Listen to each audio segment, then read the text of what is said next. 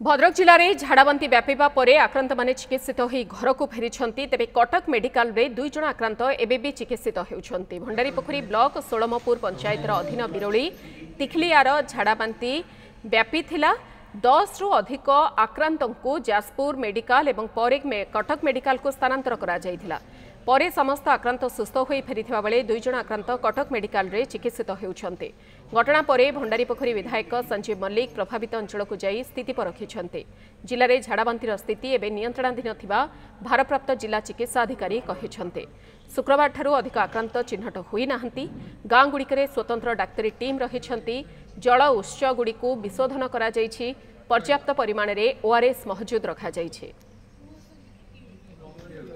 भंडारीपोखरी जोटा दिखाई हईजा नुहे से झाड़ा जोटा आम लोज मोशन कहते स्पोराडिक केस होमर भंडारीपोखरी जो सोलमपुर पंचायत अच्छे ये बिरोली गाँव दुटा हामलेट अच्छी दांडकूल आखिले तिखिलियारू 7 जन को अफेक्ट जाते बर्तमान जड़े केवल कटक चिकित्सित होती आ समस्ते घर को फेरी समस्ते भल अच्छा सेमती तिखिलियार समस्ते फेरी आसारे आ गोटे मणिनाथपुर गाँव भी सेठी जाइए 4 जन जाते जड़े केवल कटक बर्तमान अच्छी आउ सब फेरी आले।